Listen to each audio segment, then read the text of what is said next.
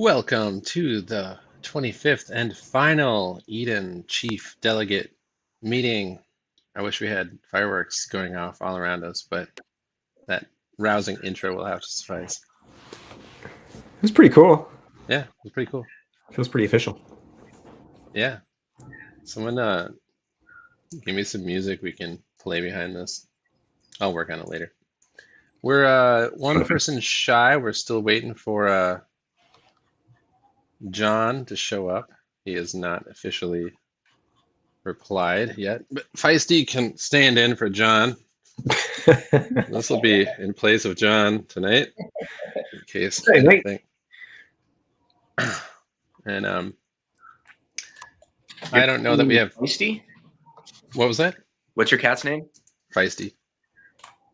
Like, I don't mess with her because she's feisty.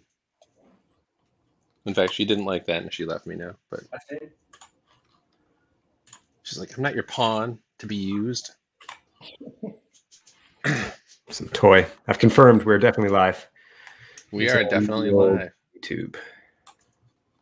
I should probably look too, just and make sure to mute. Yeah, exactly. So how's everyone feel after the 6 months went fast, eh? 6 months went fast, eh? It's been a crazy 6 months, that's for sure. I mean, when this all started, it was a lot different of an ecosystem. Yeah. That's real. At first, I gotta say, it wasn't going fast. It only feels like it went fast now that it's over. But there were moments where I was like, moving through molasses. Yeah, you changed your profile picture to the space monkey. I think that was maybe a low point. Yeah, I went through the space monkey phase. Yeah. Don't worry, the space monkey is going to make a comeback. I have plans. Yeah, I feel good. I feel like there's fresh blood waiting to step in and take over. And maybe some of you will make epic returns. Maybe that's something we could talk about. We haven't really publicly on camera really talked about which of us plans to, what our plans are going forward. I'm going to MC, and so I won't be participating in the election. I thought about trying to do, vote in the first round and MC, but honestly, I think that's just going to stress me out. And so I'm going to focus on making sure that the show is running smoothly, along with Fancher on tech support in the background, and Randall also pulling the levers, and his crew at EOS support. And yeah, just watch what happens. What about you guys? Jesse? Hey everyone. I just want to cheers. I'm going to be drinking a little bit this show. And this is in honor of our special guest that's coming up. A little hint. This is a Merlot. Wow. Yeah, I've been thinking about the election coming up, and my term as chief delegate, I spent a lot of my time and energy on EOSBs, not necessarily trying to maybe help Eden. I was more helping EOS.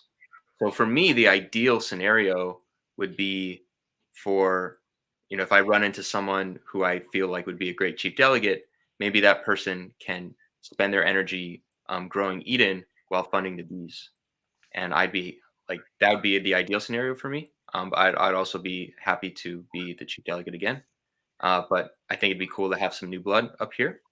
And so that's kind of where my thoughts are right now. Cool.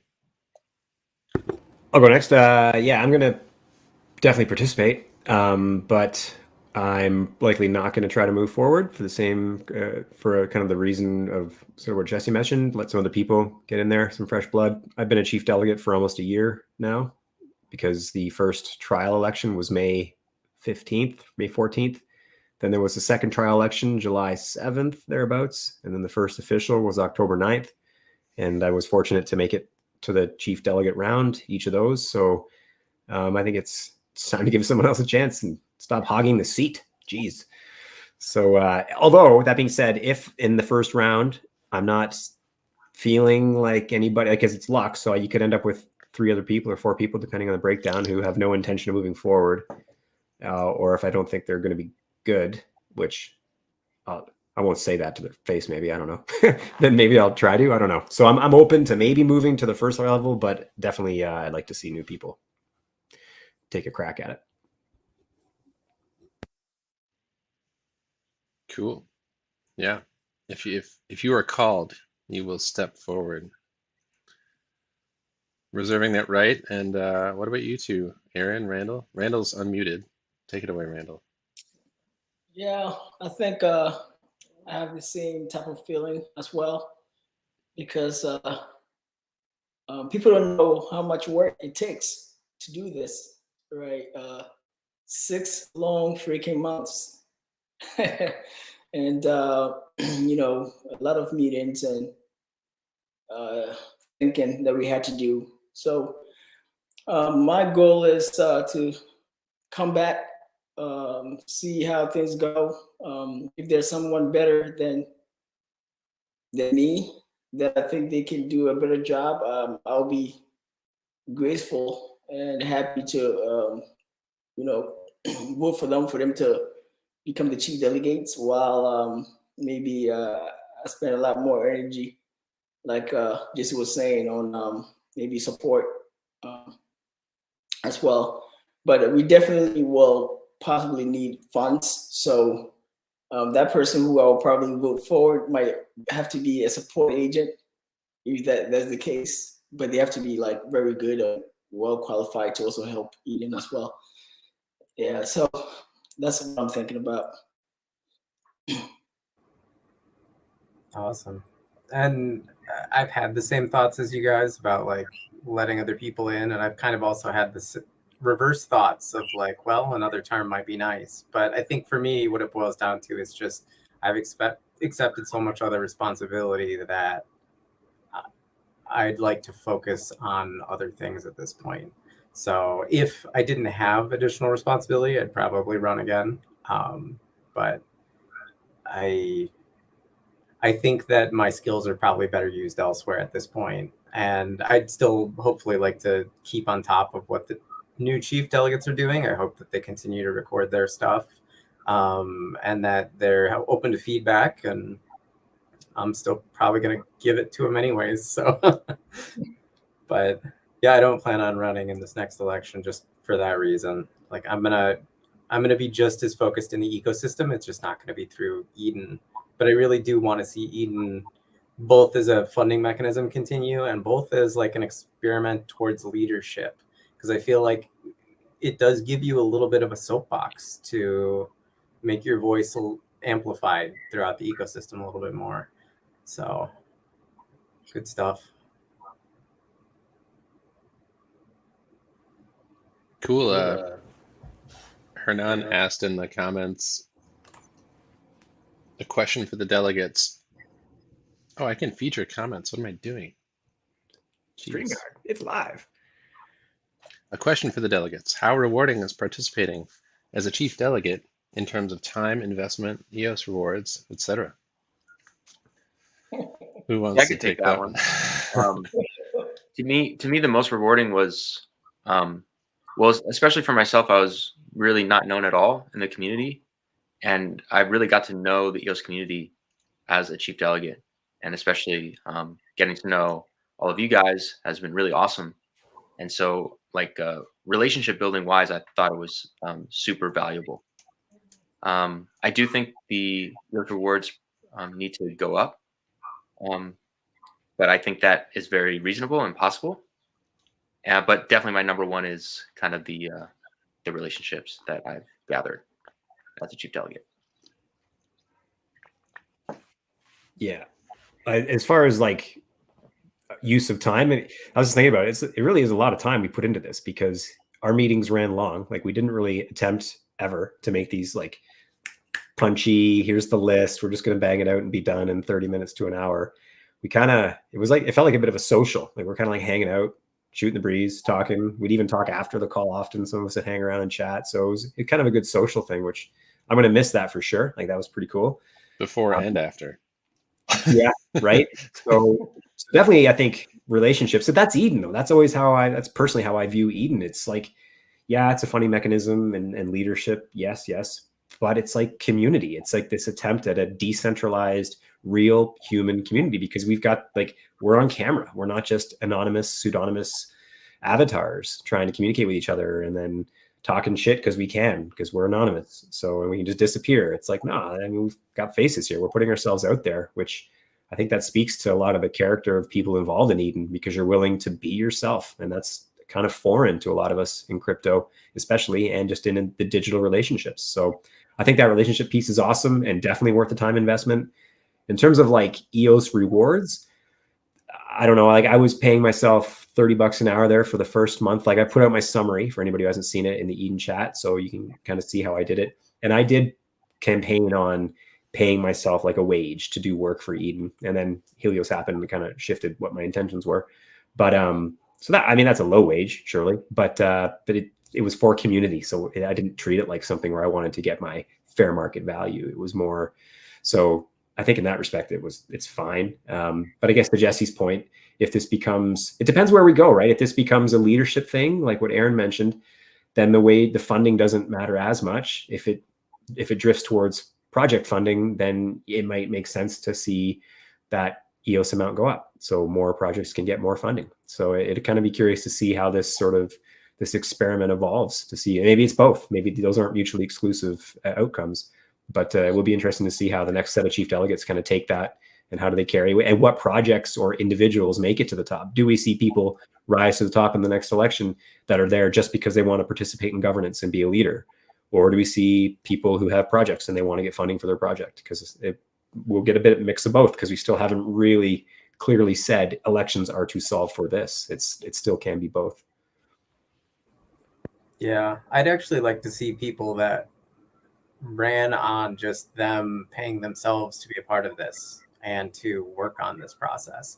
Like you said, there's a lot of work that goes into this. And I mean, if we're talking 1,000 EOS a month, that's at today's price, what, 2,500, 2,600 USD or something like that. Like that is a decent paycheck to be able to focus on this. Maybe not full-time for some people, but part-time, like in a good amount of part-time.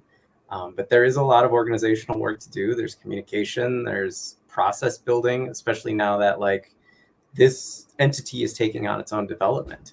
So when it comes, like for the people that are running on projects, if they plan on putting their entire budget into their project, then it might not like financially be worth actually doing all the hours and meetings and planning and building Eden. So that's, I don't know, we've talked about this a bunch of times about how like these two paths that Eden is on, one of them being to fund projects and one being to create leadership essentially.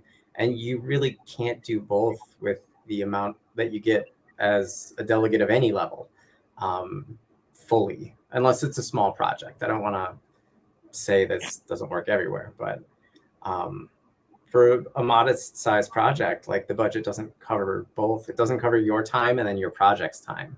So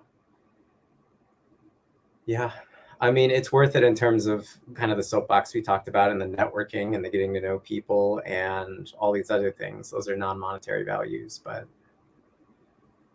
there's a lot of aspects to it. Yeah, I know initially early on I struggled with the idea of, well, if I make this the only thing I'm focused on and I keep all these rewards and pay myself, then there's nothing left over to pay for anything else. And I'm still, not really earning much of a wage at the end of the day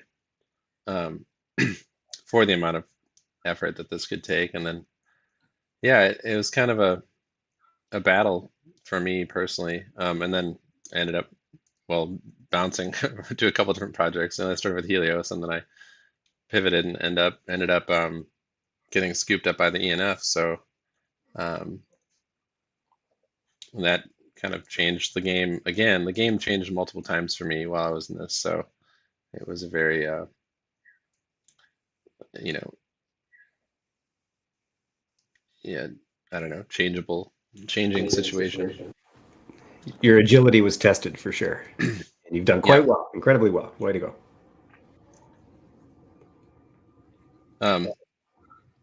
One of the proposals we've introduced, that if the community chooses to adopt that set of proposals, would generally flatten the pay flatten the pay across everybody. It would functionally lift up the delegate pay, and by bringing down the chief delegate pay and redistributing the same amount of funds to everybody. So there may be more like project funding money at the delegate level. Increase in the chief delegate pay, or just the head chief delegate? I'm sorry, head chief delegate. Yeah, the sortition winner. Yep.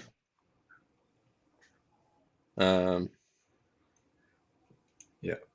We have another question about funds from Vince.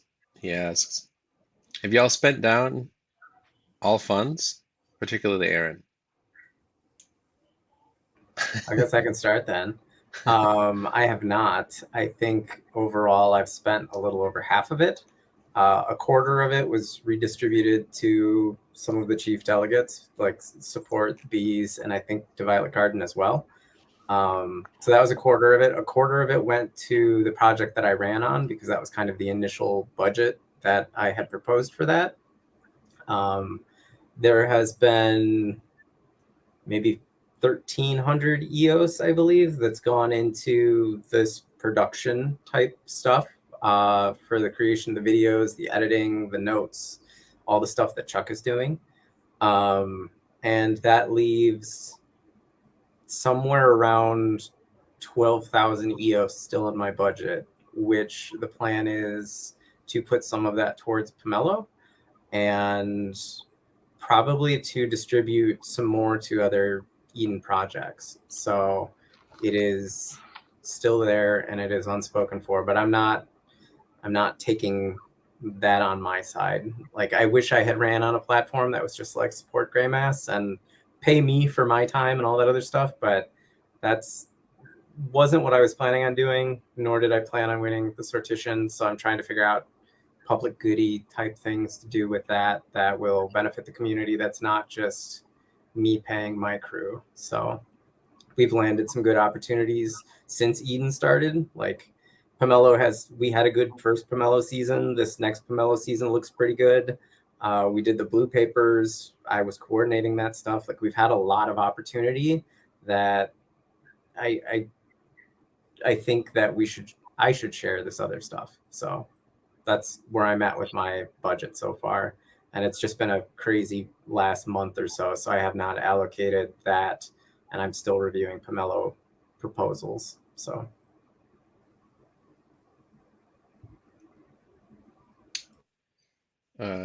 Jesse? Randall? Yeah, for support, basically we had a lot of things that we are building. So, and also we have tools that we are using that we have to pay for. So basically, I just use my own money to do some of these things. So, as you guys know, my account was not available at the time. So once I was able to get my account back, I took some of the money back. I paid some people. I paid a couple of things, and also I'm using some of that money to also continue the building process that we have. And we're fortunate because Aaron gave us some donations because we didn't have enough to actually pay the crew. So Aaron gave us some, and I think Lovejoy also gave us some money. And I had I think if I'm not mistaken, John also gave us some funds, if I'm not mistaken.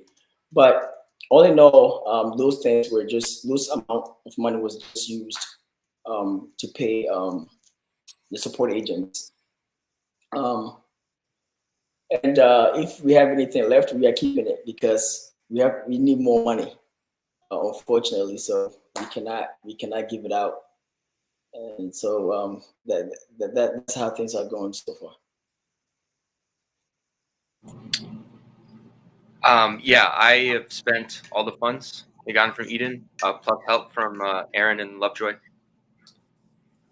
When I first started Eden, we had 3 language hives: English, Korean, and Turkish. Now we have 11 hives, and so we've grown, and we've been. It's really been awesome being able to fund all these languages that haven't gotten any support since they've started, and they've had some really dedicated community members. So it's been really awesome working with the leaders of our hives, and yeah, we're looking for more funds, and we've spent them all.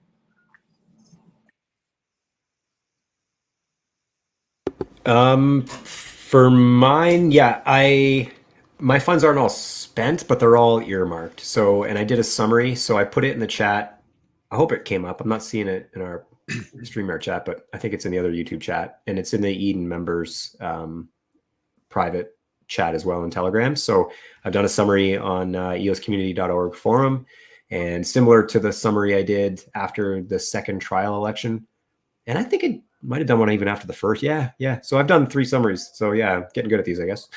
So I've got it broken down with links to the transactions that were on chain, and so a full summary of the total received and the total spend and where they went, and a summary and a little description for each one. So any questions about where my funding went, it's there for review if you'd like to see it for anybody. And I hope more first level delegates at least do this, especially if you're looking to get my vote. I'm going to be kind of really curious to see how, because even the first level delegate, I don't know what the total would have been. Anybody have any ballparks on what they would have got? 700, 800 EOS probably? Something like that? Yeah, I think a little bit more than that. Yeah. So, it's enough to put forth a little bit of effort at least. So I'll put this out there. If I'm in a room with you on Saturday and you were first level and you want my vote, I might be reluctant to give it to you if you didn't at least take the time to be to do that, because how else are we going to hold each? This is one of the challenges with this, right? Where how do we keep people accountable? It's like, we received this group, we've done these calls, we've been on these things. I mean, we've really put ourselves out there. I think, fine, we don't need to go through the trouble necessarily. But I think some of the first levels who I can't remember off the top of my head who all the first levels are. So how do we hold those folks accountable, and how do others in Eden hold those folks accountable if you at least don't take the time to put up a bit of a summary?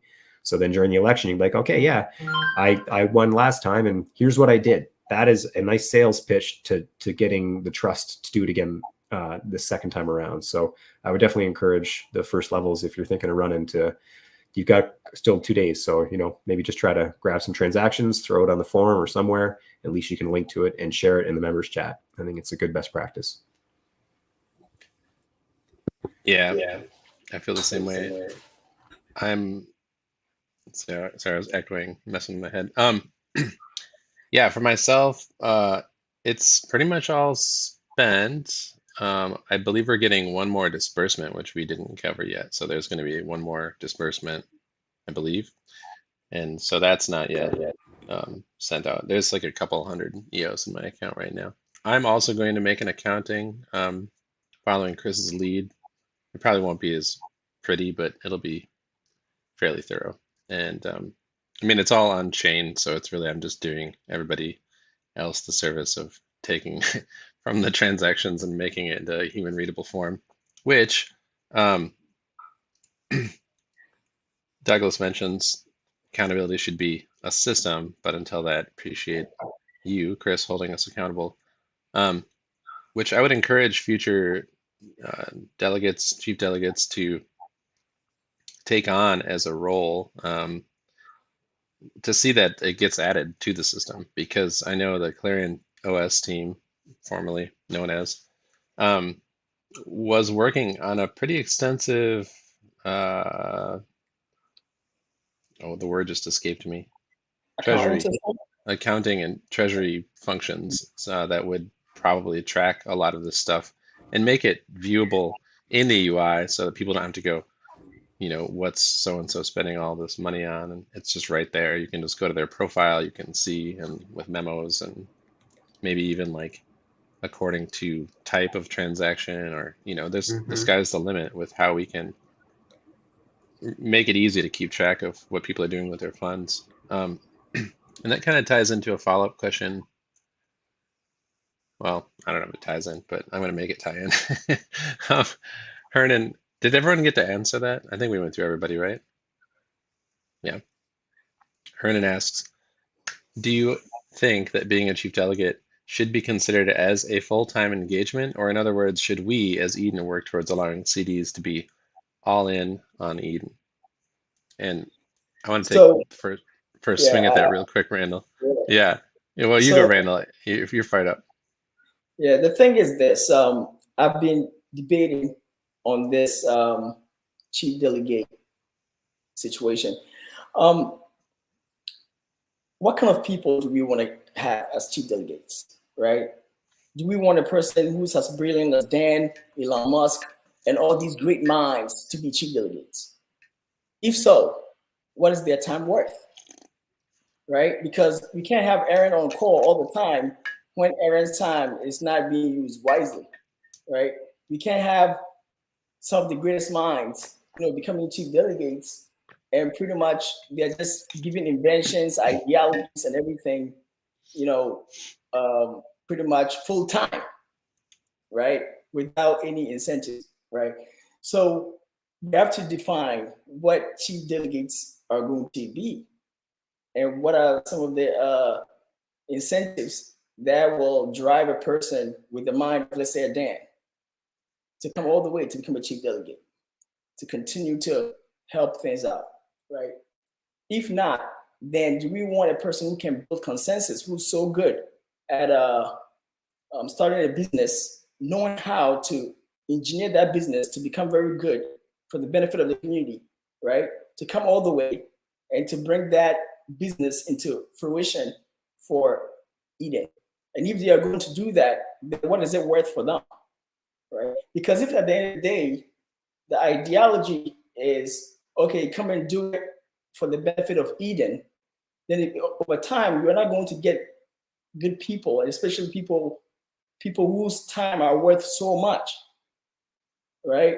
To make it all the way to the top and to deliver a brilliant idea. You will have people who have a lot of, I call it bureaucratic type of like ideologies, which is they can talk about things, but some of the things that they talk about, maybe it might take time, or maybe it might not even be possible, right? Because there are different tiers of thinkers, whether we want to believe it or not. So we have to decide on where we want to go with this, right? That's where we are boiling this down to. All right, are we going to have chief delegates or delegates with 95 EOs in their bank accounts, and we want them to run full time and do this full time and have the burden? Because the burden is not easy. People forget. If you really, really care about Eden and what we're doing, there's a lot of thinking that goes through this, right? To build the process, to understand the process, and to make sure the process can engineer in itself so that it can stand the test of time, right? If we want to do it properly, then we need quality people. We need good coders. We need brilliant minds to make it all the way to the top. And that's what consensus building is supposed to be, right? For us to get great minds to rise to the top through consensus building while we are electing people, so that those people can carry forth and represent the whole team. And in doing so, we can now start to expand, have Eden expansions, where we are deploying the code to different organizations, and these organizations to use it and to spread it, so that we can have the Wallet Plus using some of the delegates to hold on to a multi-sig, to decide on situations, right? We need critical thinkers. And so I think we have to think about this critically to see where we are going with this. So at this point in time, I don't know if it's a full-time job for someone, because the incentives, I mean, I don't think a lot of people can live off doing this full time if they wanted to do so. And also, the ones who are going to have great projects, the amount of money involved is not going to be enough for them to pay for their project and still be able to put their time into this. So that's my thinking with this.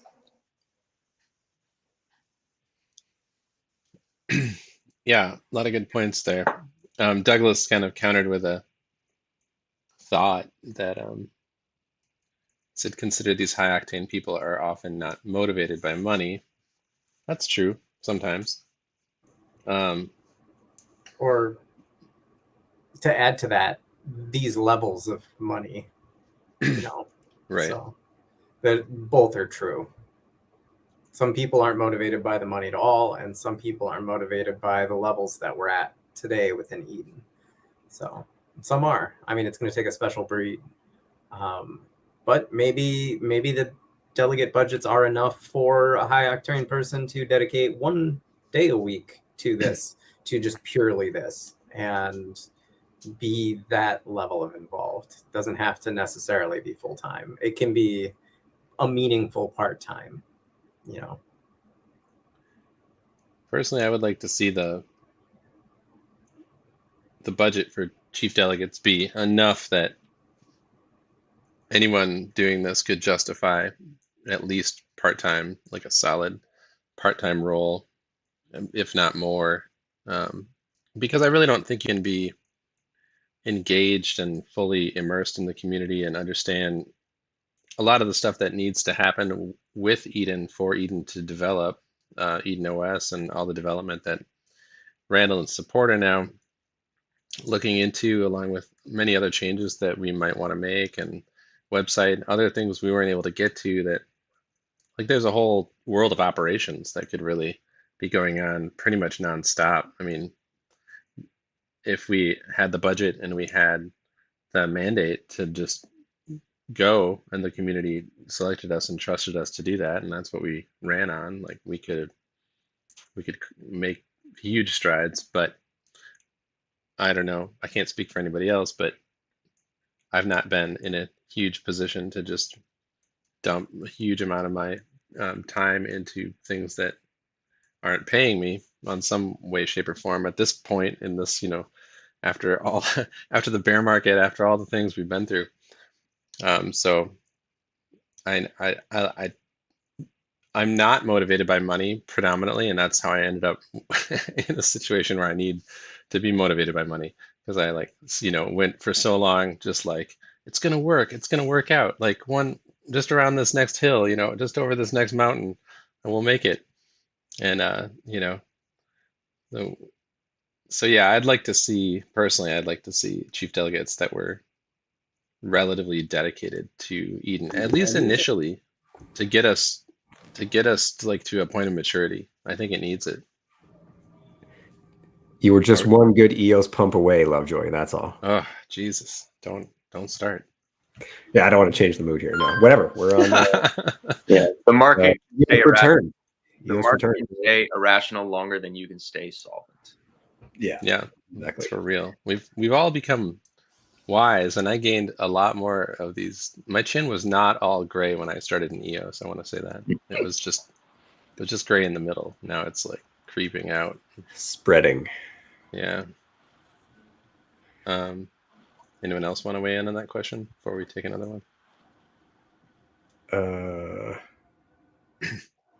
What was the question? Oh, just it was a follow-up from Hernan about high octane people. Some people are not motivated by money. Oh yeah, yeah. Well, that was a comment that Hernan's initial thing was: should it be considered a full-time engagement? Should we work towards allowing CDs to be all in on Eden? Depends what Eden ends up migrating into. Like it's the whole purpose of Eden thing. And right now we're at super high level, where our suggested purpose is just to increase, what do we say, to increase the value of EOS, I think is how we worded it.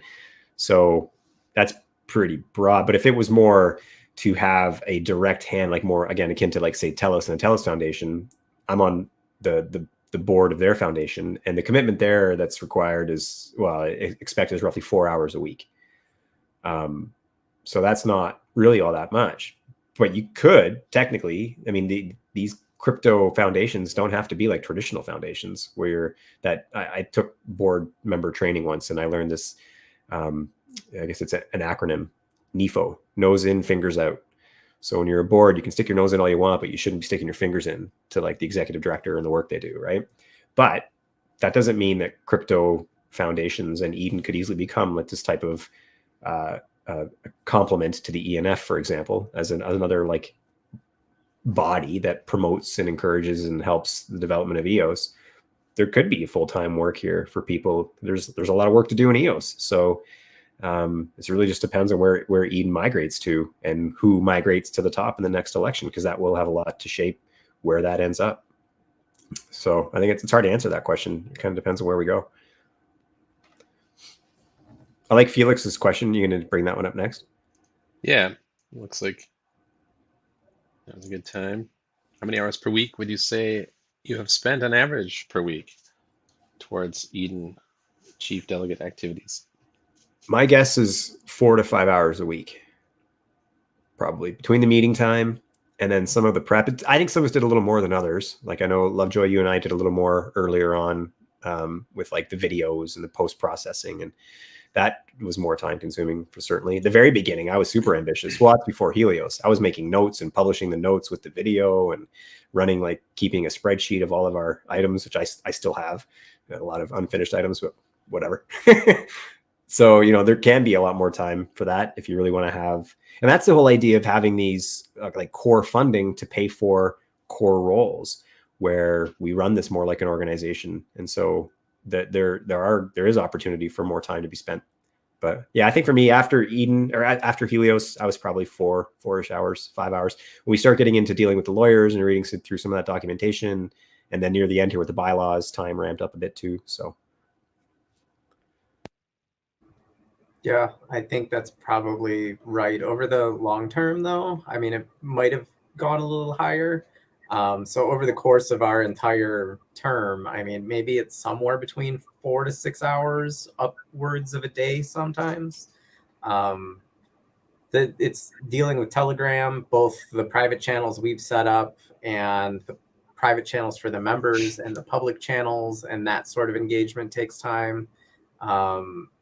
We typically have 15 to 30 minutes before these calls. These calls probably average 2 hours. We probably talk for another half hour afterwards. So yeah, I mean, overall, somewhere between 4 and 8 is what it would take each week. yeah, that's probably more accurate actually. Yeah. Yeah, just then the But the thing is, oh, again, Brandon. no, go ahead. I was going to say that. Wouldn't you say that being a chief delegate is also part of you representing the organization? Because I think for Jesse and myself, and also maybe Aaron, right? And I think John is not here, but John was always coding, right? Pretty much you are doing your chief delegate duty because you were elected by the people for you to, take the budget and do the work that you say you're going to do. So pretty much this was like every single freaking day, right? You are doing this all the time. And you are checking Telegram all the time, answering people to make sure that at least you are able to make people a little bit happier and they're not very frustrated with things. And so yeah, it can be a lot of work depending on how you see it. Yeah, that I think the estimates we're giving don't include any of the individual campaign promises we've offered. The hours we're talking about is the hours that all of us as chief delegates are engaging with each other and doing these videos and putting on our chief delegate hat, as opposed to the thing that we actually do. So, I mean, yeah, the hours would be very different if we included all the work that all of us was actually doing as what we ran on. Yeah, and I think hours probably isn't like the proper metric in a lot of ways. Like it's really moments, and one moment can cost you, a whole half hour to just get back to what the hell you're doing. And the whole phase switching And all problem the in phone business. calls, right? The phone calls that you have with others who want to talk to you because you're a chief delegate, right? Well, yeah, I mean, yeah, The people reaching appointments out to and you, and or like, just taking a moment to send to send some funds somewhere because somebody needs them, like at a certain time. And it's just all the little things that kind of add up, and you can't really measure all that stuff in, like, you're just sitting there at a task. But definitely it's like you're kind of on call. There's a bit of on callness to being an Eden Chief Delegate. I mean, you don't have to be, but it might not work out super well in the long run either. Like, guy never wrote me back. So yeah, I know I could have done better at, like, just engaging with like all the.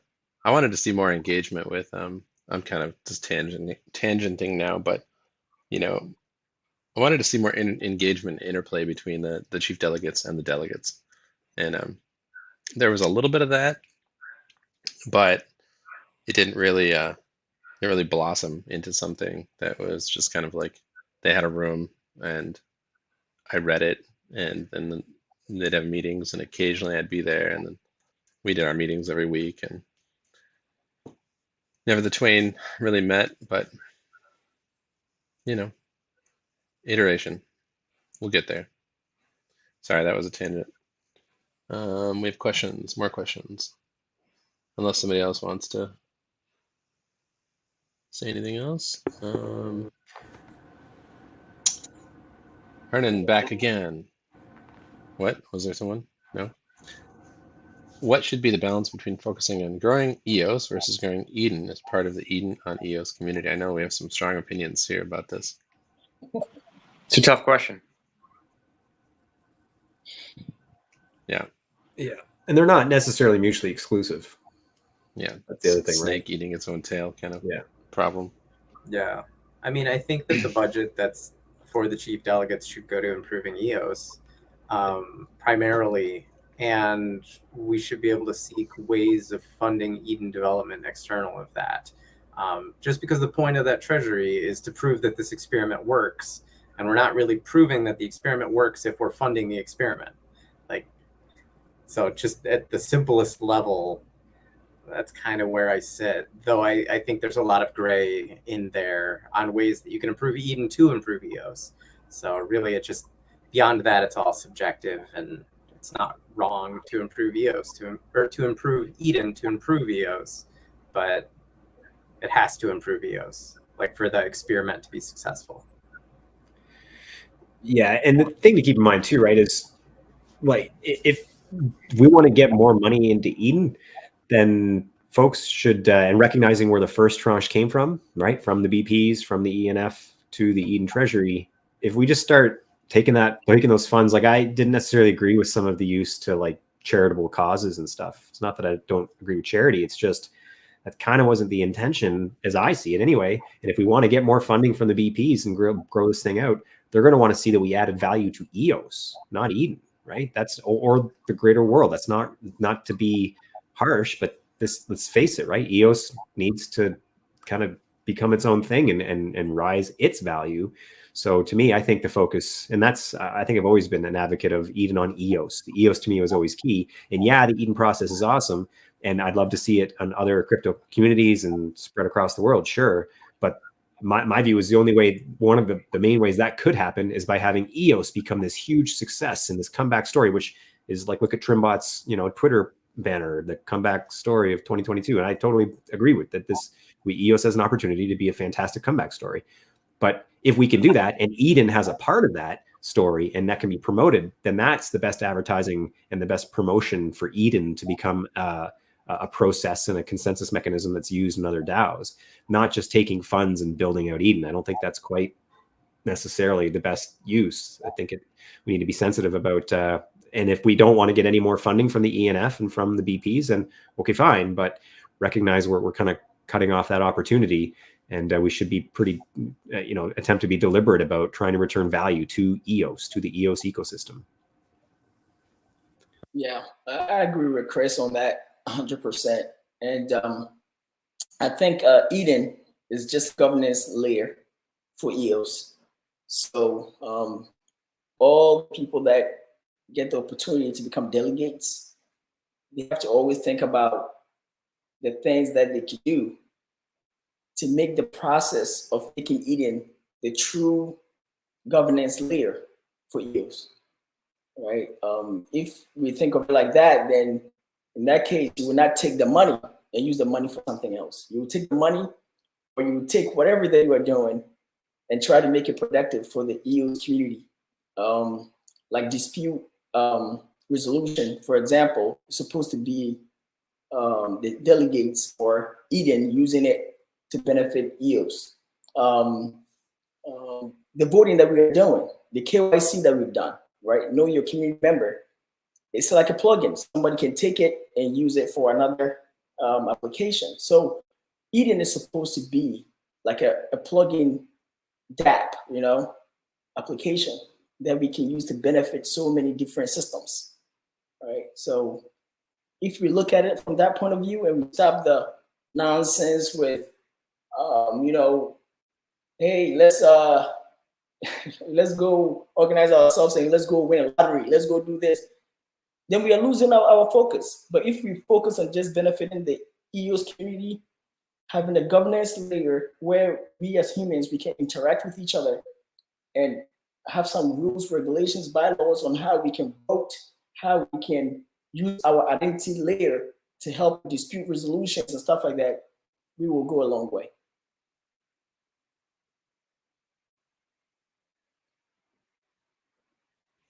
Cool. Let's get into some other crazy territory here. Jay Taylor's got an interesting one. Yeah, there you go. Yeah, if Eden waved a wand to tweak the BPs into 11 of 21 hybrids, what problem would that solve? What is the definition of hybrid BP? Asking for myself. Who wants fractal governance? Take it or leave it. What you go anywhere you want with that. I'll respond to that.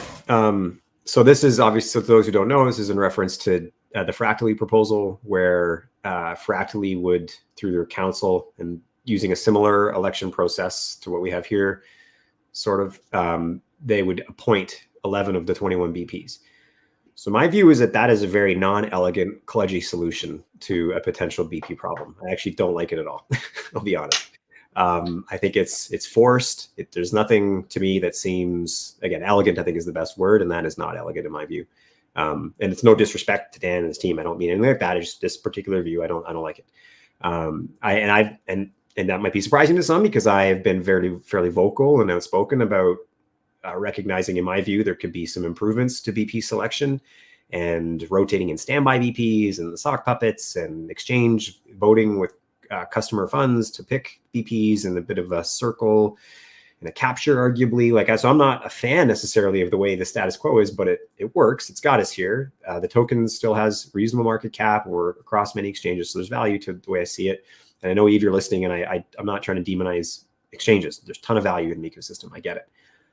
What I think would be a nicer way to maybe do this is have an Eden, one of the functions, maybe a governance function of Eden, is to create like the OIG and WAX, where and this is like the My Vote EOS campaign. That's kind of what we're doing. We're going to have conversations with BPs and start to vet BPs and filter them and kind of expose them to criteria and provide some sort of accountability and feedback and dialogue and open the BPs up to the community and start that relationship, because a lot of the BPs don't have faces. Like, there's no one to really talk to. And that kind of, that's to each their own. I don't like it. I'd like to be able to reach out to a BP, and I'd like them to have a face. I think there's more community in that, and that has a longer set of legs in terms of where we can go in 10 years versus faceless BPs. But so I prefer an OIG type of, and the hybrid there would be the OIG creates a filter of a bunch of BPs that pass through, and then from there, DPoS takes over and selects. I think WAX has proven that system can work. They are the most performant blockchain in the industry right now. They're running 22 million transactions a day. That's high performance, and obviously it works. So it's objectively, it works. And so I think that's maybe where And then who gets to pick the OIG, right? Who are they? Why do they get to pick? Wow, okay, that's a fair question. And maybe that's where the Eden process and this fractal governance comes into play, where you run an election to select people who deliberately are being elected to be that filter, to be the people who are going to run on, I know about BPs, I'm going to take the time to communicate, here's how I'm going to do it, vote for me. I think that would be an interesting use of Eden, or a process like Eden in a blockchain like EOS. I think I remember Dan. I think you mentioned that to Dan. He said that the veto power doesn't necessarily scale. Like if this OIG has veto power, then you can have infinite amount of sock puppets, and they maybe wouldn't be able to keep up.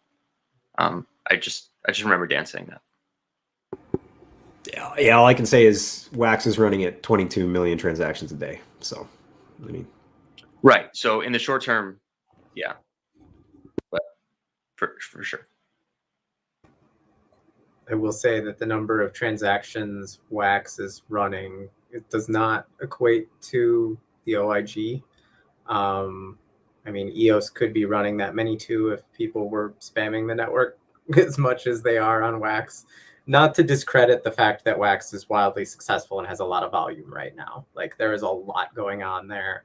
And to, I guess, lean into what has happened on both networks over the last couple weeks is that in March, we had these missing transactions and we had these problems going on in the network that was due to like a myriad of reasons. And the BPs and even us as an API operator and as a BP, we came together and came up with a solution of that. So there was this communication and this technical thing that happened. And that also then just happened on Wax. We just like a week or two ago. The same situation surfaced in a smaller area, and we were able to really quickly resolve that, which was awesome. And it was nice that the OIG existed and had like this kind of bar for technical competency to let people in. But even without the bar on EOS, like that same process still happened here. So I guess to bring this all the way back to the question that we're talking about is, I think it'd be really cool to have a system like that, where there is some sort of filter that can help ensure competency of people coming in. But I don't know that it like solves a problem today. I'd still really like to see it, but I think the one thing it would potentially solve at least is the blatant sock puppets. Right, I've gone through, and I'm not done yet. And that was one thing I was hoping to get done prior to today, was my sort of research on BPs, and I'm not done. So I'm just going to keep doing it, and eventually I will come out with something that's quite interesting. But there are a shocking number of BPs that have zero way to reach them. I'm even checking WeChat now, and I'm going to Telegram. I'm trying other ways to see, can you find these BPs? And some of them have nothing. And like number 23rd and 22nd, I think. So they're pulling in, like, so there's an efficiency loss, basically. So sock buckets suck inflation. And yeah, they might use it to give to other, to help pay for votes. And maybe it's not a total loss, but it's definitely not, I think, arguably not an efficient use of inflation, going to BPs that have registered and have nothing, not even a way to reach them, never mind any infrastructure. So that, at a minimum, that could be fixed by having something like an OIG filter them out.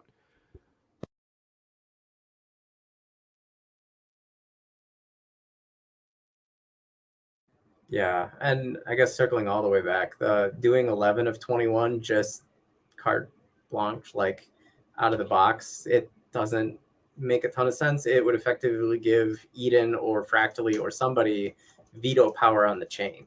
Like, that holds the network. It could hold the network hostage if the network wants to go one way in opposition of whatever this group is that is in control at that point in time. So I don't know. It complicates things. It's already complicated enough.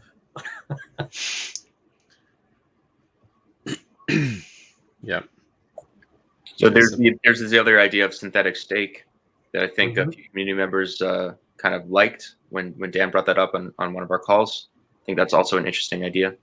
Yeah. Reminding everyone.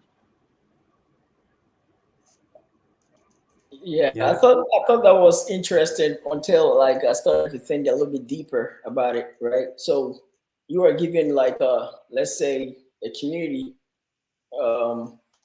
let's say a synthetic vote, right? Now you have, let's say, Eden China, and you have Eden Korea, you have Eden Germany. What are you going to do? Give all of them synthetic weight?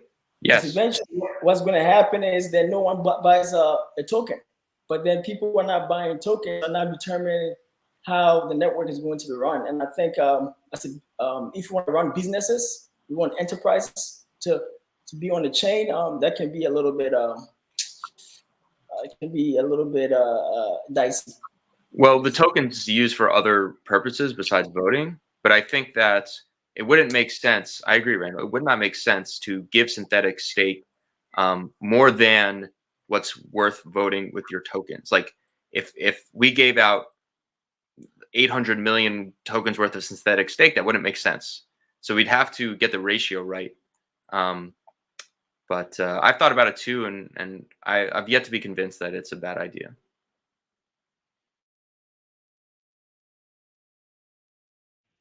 But what problem does that solve then? Giving synthetic stake? Like what's the advantage of synthetic stake? I think it's a symbolic way to let this process have some say in DPoS. It's a real simple way to do it rather than, replacing the system overall. Like if we were like, oh, we just want them to be able to pick one. Well, it might be a lot easier to implement if we just said, okay, the Eden on EOS community has 5 million virtual EOS tokens that they can vote with. And that is what that community gets. And then new Edens. And I mean, you start getting really into the weeds when you're talking about the other Edens that could form and how much stake they should get. And it should be proportional somehow. And who decides that? And that gets really messy really quick. But I think that the one idea behind it was just like giving a symbolic vote in an otherwise stake-weighted system. So, okay. Which is, I guess, is a noble cause. It's just, it gets real messy if you head down that rabbit hole. Yeah.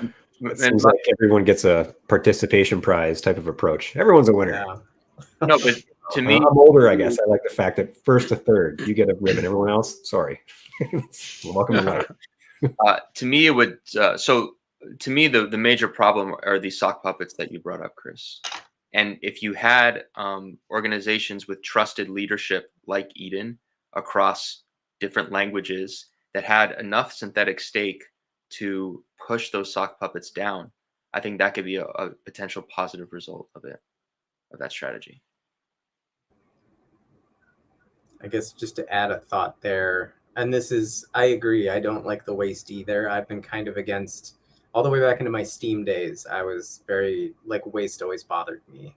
But I think at this point I've come to realize that in all of the systems we operate in, there's going to be waste. That's not to justify its existence, but in Pomelo, we're going to see waste. In Grants, we're going to see waste. In Eden, we're going to see waste. In sock puppets, we're going to see waste. And those all are wastes of inflation.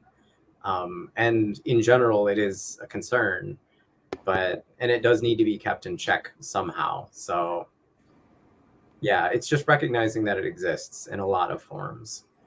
Just to put it into context, so when I took the snapshot that I'm working with here last week or a week before, it was almost, so it's 28,000 EOS a day were a reward, I think was what it was. Of that, 4,164 EOS per day are given to BPs that do not have a website, have no Twitter account, have no WeChat, have no Telegram. 4,100 EOS a day. That's the efficiency loss that something like an OAG EOS could fix. Well, yes. And we also have to assume that about 80% of that is probably going back to stakeholders through voting rewards. So I don't know how that impacts it, but where does this end though? Yeah. So if this is permitted and this is where we're at today, does this only get worse? Do this becomes interesting to all track standbys or sock puppets and the top 21 are good? But that's the whole, is that good for the long-term health of this blockchain? If we have, if we need standbys to actually be standbys, that's the thing, right? They actually serve a purpose. And if we get more and more like this, so number 23 and number 24, or no, it's 22 and 23 are two of them, EOS Lambda and Trust Staking. Trust Staking, their website resolved to Binance. I mean, but anybody can register BP, pick whatever website you want. Doesn't mean it's Binance. It just happens to resolve to Binance. And like they're nearly in production. So I hope there aren't just sock puppets, because if some of the, all of a sudden you're going to get one of these guys thrown into there when something happens and maybe they don't plan to, and oops. What does happen if one of the BPs all of a sudden ends up in there and they've got nothing? Is there an auto kick? Do the other BPs have to do it an MSIG 1521 to like dereg them, or do you know what happens in that situation? I think they'd miss blocks, and I think what would probably happen is that larger token holders would probably try to shift votes to make it so that they weren't an active producer anymore. We saw that a lot on Steam, actually. The Steam numbers were really close for maybe the top 25 or 26. And if somebody got voted in for whatever reason that all of a sudden couldn't produce blocks, other people would coordinate to effectively vote them out. So they used the in-system DPoS to actually fix the problem if they couldn't contact whoever it was. So I think if that also didn't work, then the next level is MSIG. But there's like a escalation flow chart of like, okay, what's the path of least resistance to resolve an individual, like missing rounds of block production. So there's nothing automated. Yeah, you put a comment in, and I think it's worth reading. So he's saying Lambda is a real BP. They were producing months ago, so they've been in EOS for years, which is good. And then maybe, Eve, if you have a way to talk to them, ask them to like fix their website so it resolves somewhere, or like put up a social. Like that's the thing. Guys like me, or I don't know, myself, speaking for myself, that's kind of half of what I want to see. It's just like it shouldn't be this hard to like verify these things. I think I don't know where you're looking exactly, but the standardization process of publishing that information has always been a little rough. In the early days, there was a bp.json file that had all the contact information that was on a website, I believe, that when you registered. And then we actually set up a smart contract that people could upload it on chain. And neither were fully ratified as like the actual way to do it. So I know a lot of people are using one method to publish information, and a lot of people are using both. So some block explorers and other tools don't actually read the information in the right way to display that. I don't know if this is the case in this situation, but I know in Anchor on our voting tool, we use the on-contract version, and we just know that not everybody has filled that version out. So depending on which tool you're using, it may use one or the other. Yeah, I've tried to dig around between blocks, EOS Authority. There's the EOS toolkit that the guys from EOS Costa Rica put up, and there was one other place I checked too. But I appreciate Eve chiming in. I think this is like I want EOS to like become awesome, right? So part of it, like when I'm digging into this, it's not because I want to like cast shade and FUD. It's like I want to point this out so we can improve it. Like, maybe we just have to update your socials. Like, it's just start the conversation, and then it can end. Actually, it's quite a good story. This doesn't have to be a bad news situation. It's just let's shine a light on it so we can improve it. And I think part of that is standardizing how that information is published in like an official way. Because even to this date, there's two official ways, and there might be an east-west divide. There might be a language barrier. There could be a lot of reasons that some of our tooling doesn't have the proper information to, and that's not going to cover all of the BPs you've kind of identified, but I'll bet it covers at least a couple of them. Eve also said trust staking is another arm of Binance specific to their staking. And you start up a wallet branch of Greymass then. And yeah, there you go. Jay says, I vote Chris Barnes, Eden's BP sock puppet tracker, CD emeritus, permanent. There you go. He said they even had a 3D immersive game running on EOS. Yes, we will have new delegates by Monday. In fact, we'll have new delegates on Saturday. It's going to get real. And welcome, John. Soon. And John. Hello, yeah, John. just floated in. Good morning. Good morning. I slept through my alarm, so I only just woke up. I was worried that you're being detained by the police or More scooter violations. yeah, another scooter violation. Yeah. John's version of the dog ate my homework is another no. Guys, that was in our private chat, guys. Come on. Sorry. Oh, come on. Yeah, so John, we're gonna lightning round all the questions we've been asked. We're gonna ask you.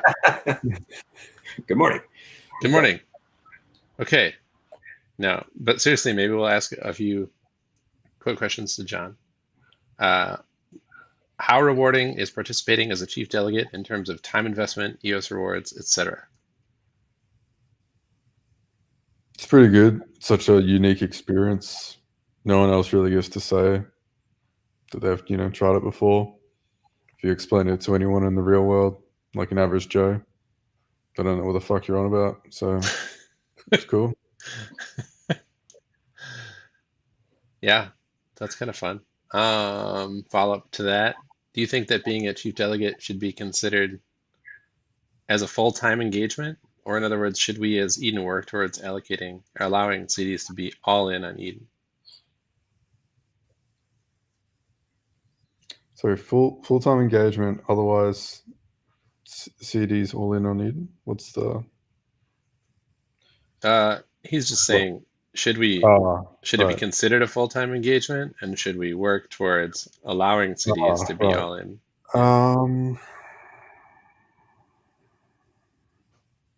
It really depends on what Eden is and the powers that it has, and where it's at, I guess.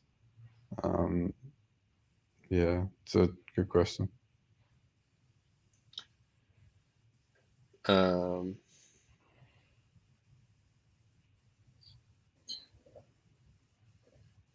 Yeah, there's a bunch, but I don't know if I'm gonna go through all of them or not. Balance between, here's a good one for you. Final one.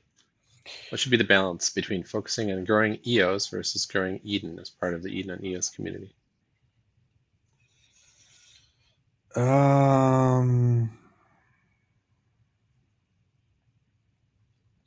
It can't be solo, Eden, because Eden's goal is to do, Starthinks, make EOS a better place.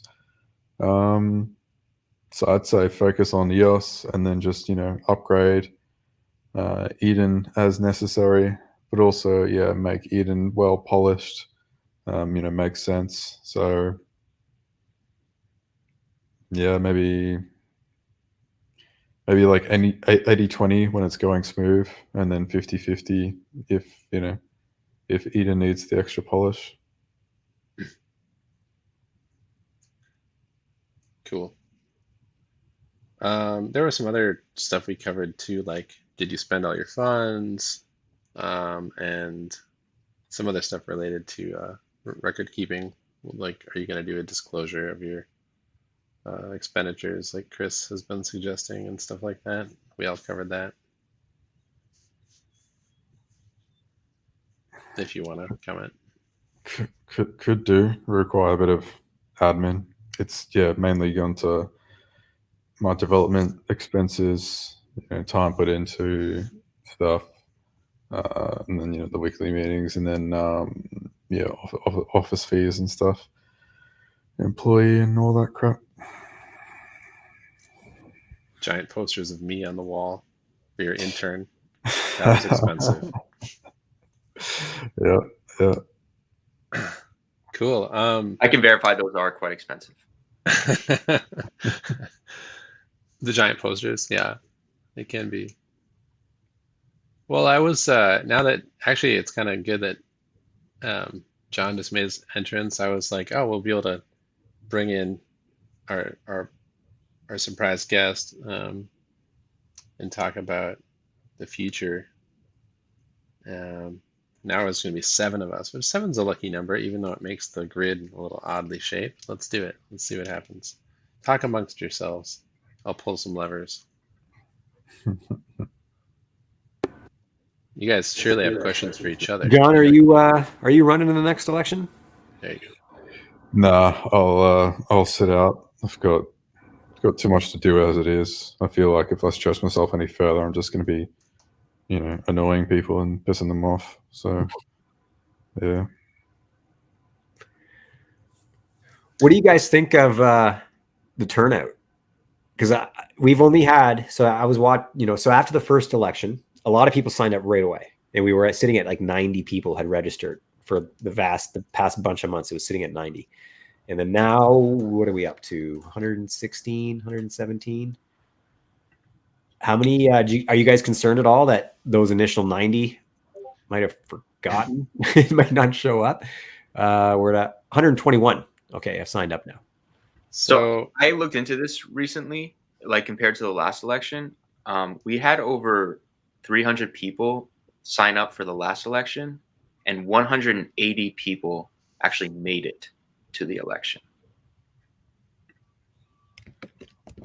Yeah, and I was talking to Brandon Fantry yesterday, and so our thinking was, and we haven't had a chance to talk about this yet, but we can see who is registered for the election if you go through the Eden.Genesis contract. And if the bees /support wanted to fire off, messages to individuals saying, hey, make sure you unregister if you're not going to be able to participate. Like tonight would be the night to do it, I guess. And then, yeah, but hopefully it won't impact the election too much if we have much fewer people show up than are actually registered, because it won't really affect the consensus necessarily, but it'll affect the experience of reaching consensus. So, because it's 2/3 plus one of whoever's present, essentially, rather than if you have a bunch of people that are in your room that just don't show up, you're going to have a smaller group, but you can still reach consensus. But they randomized the rooms, not from the people who've signed up, from the people that are that do an action on the day of the election. Like they don't take that pool. Is that true? Am I incorrect on that? No, I think we get everybody that's registered that hasn't opted out thrown into the rooms, because that's part of the reason you end up with some rooms that are populated by people that didn't actually aren't able to show up, and then you end up. Can anyone else verify? Is that true? I mean, that's what. Yeah, that's how it should be, because that's why we got the consensometer to, and the way they added it. So if no one votes or whatever, then it just goes to the majority of who is in the room that votes. So it makes up for if people don't show up. It's okay. No, I'm talking about what is the pool of people? That's why, Jesse. That's why there's a timing, right? So we make sure that everyone who wants to participate, right? There's a cutoff. Once that cutoff is up, then we have 24 hours to do elect seat, right? So that we can randomize the people that register. Okay. I do think in general it should probably. You shouldn't be able to opt in more than 2 weeks in advance or something. It should be fresh. Somebody 6 months ago who opted in on the day of the election, who has opted in today, like we said, might not remember that or may have fallen out of communication or something. So really the contract shouldn't allow people to register more than X time in advance. That might be a good change to make in a future iteration. Yeah. Speaking of changes to make in future iterations, welcome Joshua Seymour. Hey guys, Dun, dun, dun. that was a pretty good idea, Aaron. Hey, Jocko. Thanks for the invite. On behalf of the delegates and the members, I just want to say thank you to you guys for the awesome work that you've done these past 6 months. Yeah. If this was a proper podcast, maybe we could give you guys your flowers. I want my flowers. What the hell? Yeah, I thought we could talk about whatever. You just brought up some interesting ideas for future changes that might need to be implemented to the timing. Another another aspect that I talked about with Brandon Fancher yesterday was uh, the 24-hour registration thing. They were planning on reducing that to 2 hours. They just didn't get around to it. Um, it doesn't need to be 24 hours before the election, and but it's a fairly somewhat non-trivial change, but it might be a good first thing for the incoming custodians of the code to consider altering, because it's a non-bylaw related thing. It's just a setting. So yeah, and there's probably other little tweaks and optimizations. Oh, and the one other thing I wanted to say was like emails. I really wish we had an email list somewhere and we could just email all the members, or we had like some sort of internal messaging system. We need one or the other, because right now it's just like we shouldn't have to do forensics to like reach members. Like that's just weird.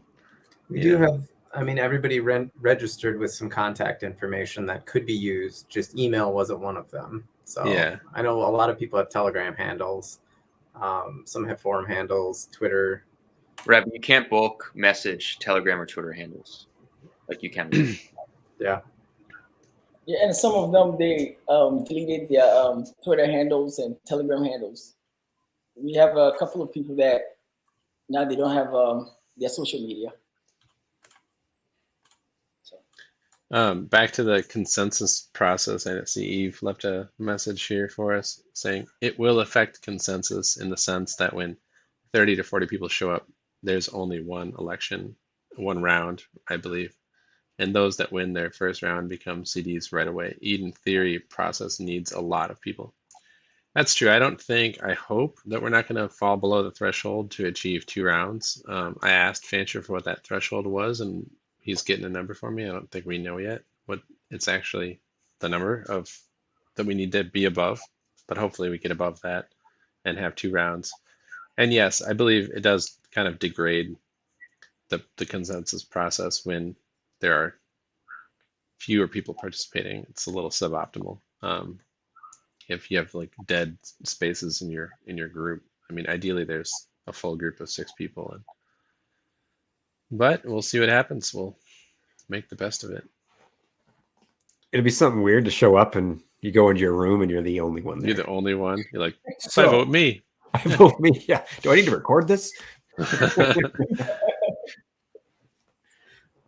Yeah, and Eve followed up. Even 2 rounds is weak, unfortunately. Yeah. Hopefully we can get to the point in the next iteration where we have big turnout and we can do a 3-rounder. That would be awesome. I know I was surprised to be like in Chief Delegate running so quickly. Like, oh, I just passed 2 rounds of selection, and then all of a sudden I'm like, I could end up as the sortition winner. Like, holy crap. That was serious business. Things will really turn if, once EOS starts to $20, nice round number. Once we get to there and we get that hype and people learn about Eden and they're like, I think we could see a lot. And then maybe some more funding gets thrown at it. That's where you can really see even just the treasury we have, a $20 EOS, that turns out real. What do we have? 200,000 becomes $4 million in there. So, right, that could really attract a lot more people to want to play this game if there was a lot more money up for grabs. So that's the goal. So we'll just get EOS to $20, no biggie. At least, I think about our proposal to reduce the entrance fee to membership to 3 EOS and how that's a fundamentally bullish signal too, right? Because I think we're saying that 3 EOS is going to be plenty to put in. So, Yeah. And that's another interesting thing too in the future. Like, it'd be nice to see some sort of a dynamic rate, perhaps, instead of like a flat rate, but I don't know. Yeah. Josh, you and Jesse have been kind of working on some fun stuff with trying to create some space for a merging of the minds between the ambitions that Fractally has laid out and some of what Eden is now working on and explore some of the, where they differ and where they cross over. Maybe you guys could talk a little bit about that. That'd be kind of cool. Yeah, well, I mean, Jesse's really grabbed the bull by the horns in a lot of ways with Patrick in people who are interested in experimenting and moving EOS and Eden in that direction. The opportunity that I see in this next election is there's a lot of dramatic, radical changes that need to happen with Eden and to benefit EOS, and also Eden is not really in the position to make those radical changes yet. There's like the bylaws that you guys proposed is a step in the direction of being able to move a little faster, but there's still a lot of things that need to be done, like creating value for EOS as the mission.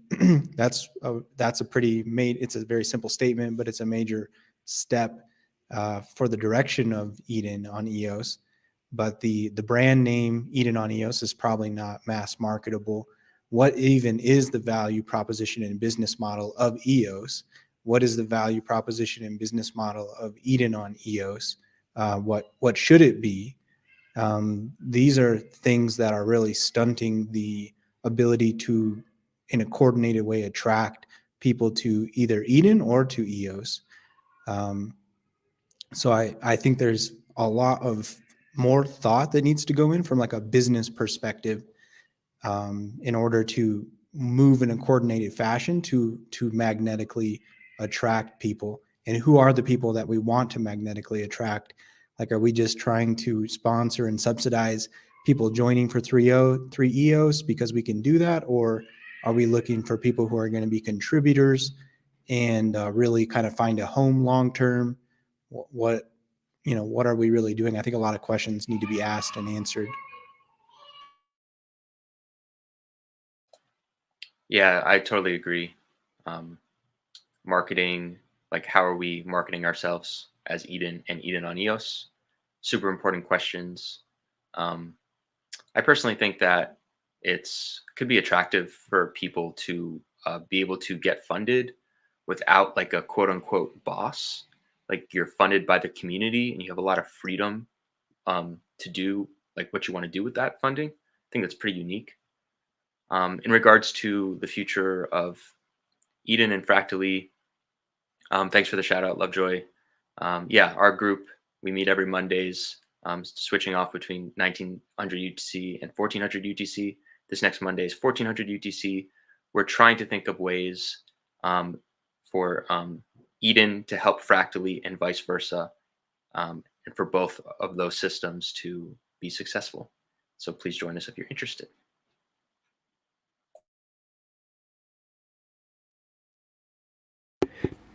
So here's a question for y'all. So I grabbed the table from the Genesis.Eden account and I filtered it for all the participants. So a lot of familiar names, that's for sure. I only see one name that is written in non-traditional characters. So I guess the question that came up, or the issue, I suppose, to some that came up in the last election was people who really couldn't speak English. What should be do we want to give any tips? Like what happens if that message didn't really get out and some folks show up who just really can't communicate clearly? What do you think should be the approach? Well, in my first round in the last election, I had somebody in there that couldn't speak and they were just speaking in their language in the chat. And so I was translating it on Google and then trying to communicate that.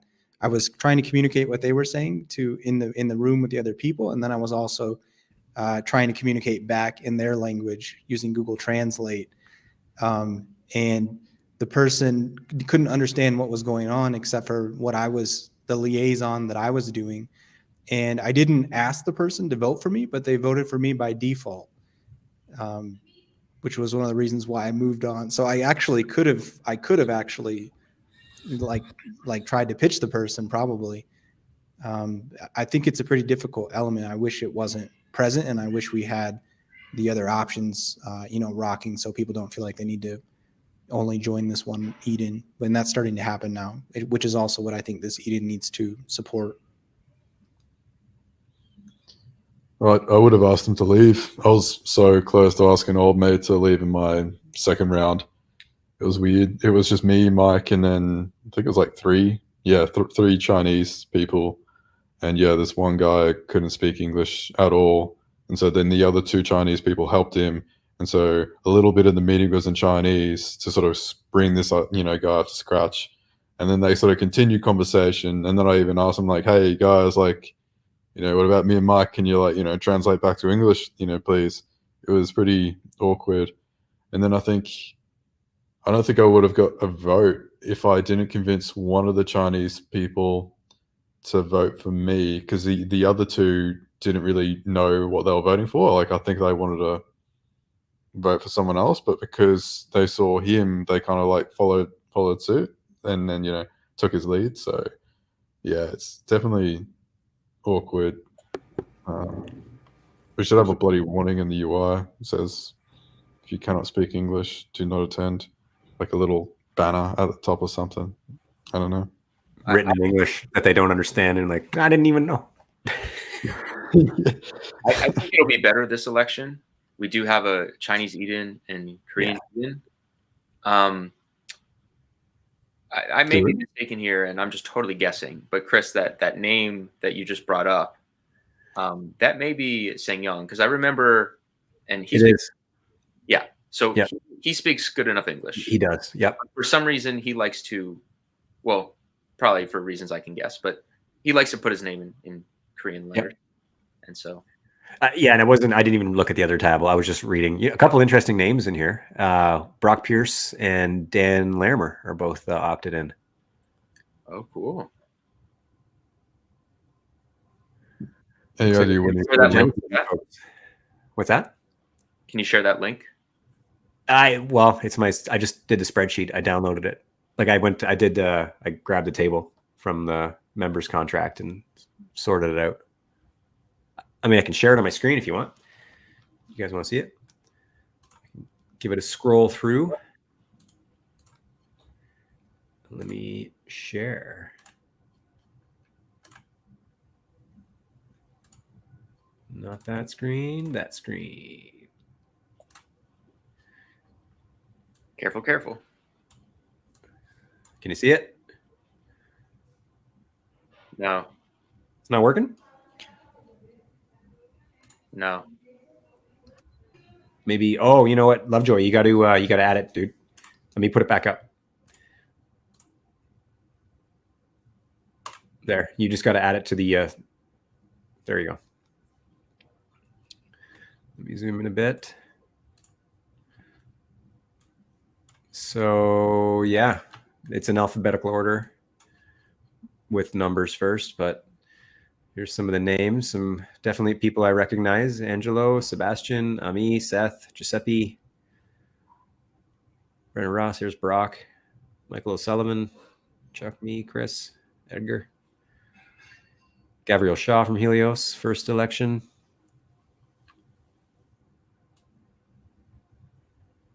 So I see a lot of names that I feel like people are like, a lot of these folks are paying attention. So I think we might get good results. Like not too many no-shows. Do you guys have any suggestions for what people maybe should be selecting for in their breakout rooms in this election? Is this good data, Chris? It seems like a lot of like election participation status. That means they're going, yeah? I think so, yeah. So how many people have we counted with that status? Let's see. I see a couple of people here who's not going to be able to make it. Oh, hang on. Yeah, I thought those numbers were sequential. They're not. Okay, maybe it is decent then. That is 122. Okay, yeah, that sounds good. I thought those numbers on the left were sequential. They're not. Yeah, that makes sense. It's good information. Yeah, seems like a good list. Definitely a lot of names I recognize. So let's just hope they all remember to show up. I see lots of the Fractally team. Gregory, Mike, Thomas. Yeah, cool.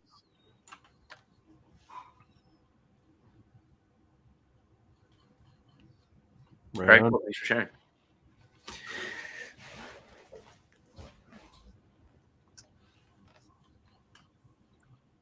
Sorry, believe And it or not, I'm distracted with trying to induct getting somebody ready to be inducted into Eden at the very last moment before the election. So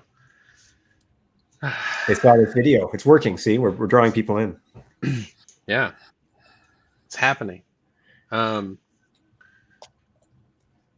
any other burning topics you guys want to talk about? I thought we had we have the futurists with us here in the now lined up in the middle of the column there. So did you hear my question about what would be your suggestion to the members who participate in the election? You know, to keep in mind, who are you selecting for?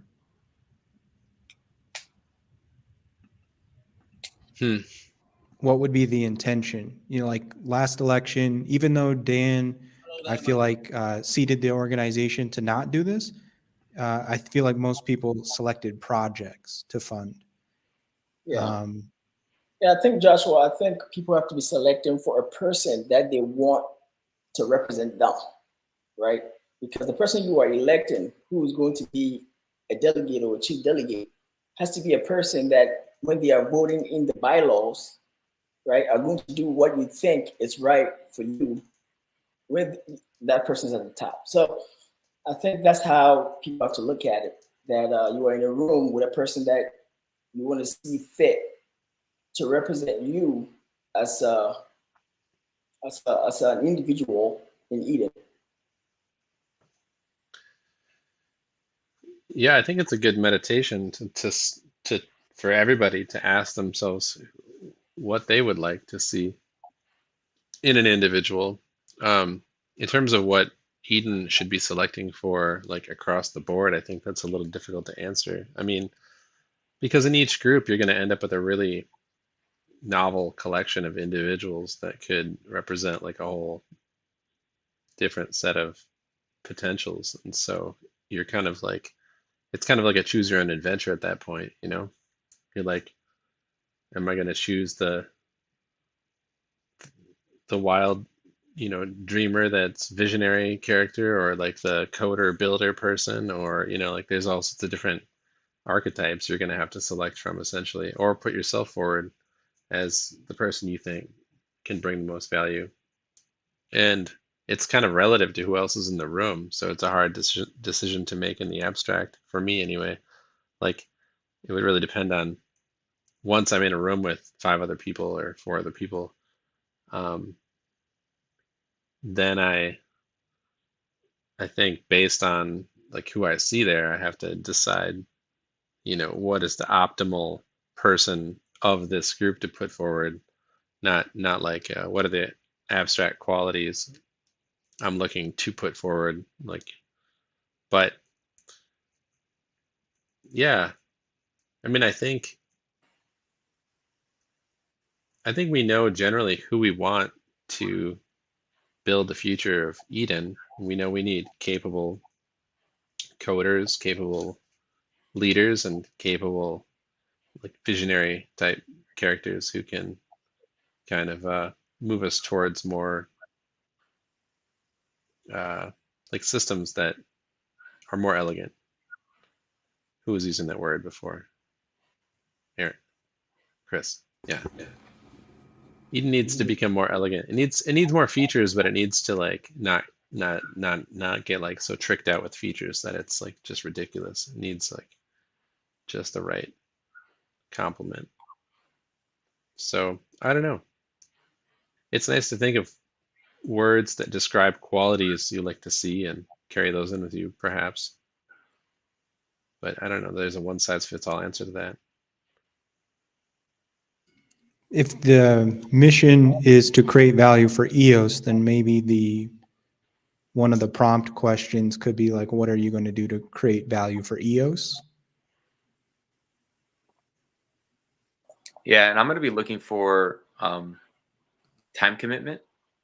Like if you've got like a full-time job, maybe you can't put as much time into your role as a potential chief delegate.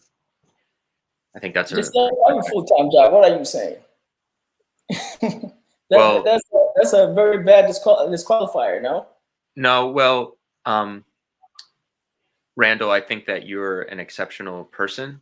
I think that most people in your situation would not be able to accomplish what you've accomplished. So I'm talking like generally speaking. But yeah, I can see how you may have taken offense from that. But I like in terms of also just judgment. I think that especially looking through that list, we know the EOS community members pretty well. We know what they're capable of, and you know, I want to see people who have time to actually build Eden on EOS.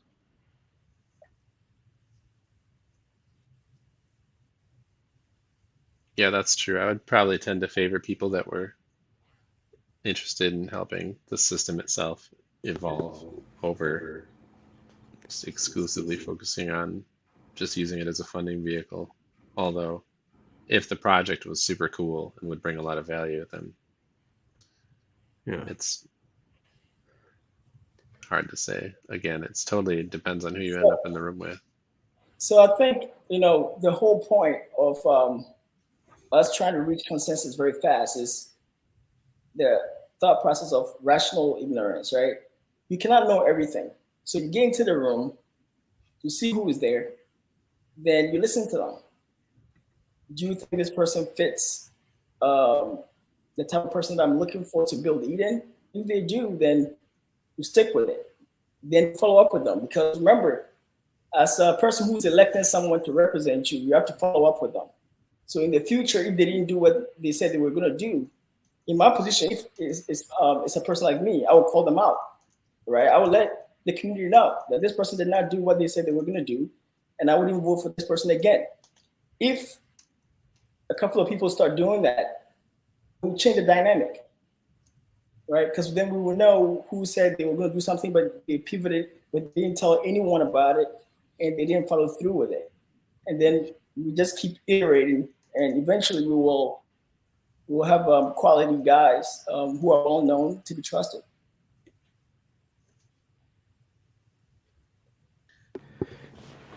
Brandon Fancher's dropped a couple really interesting comments into the chat about how the contract works. You gonna bring those up? I will. Cool. Thanks for segueing.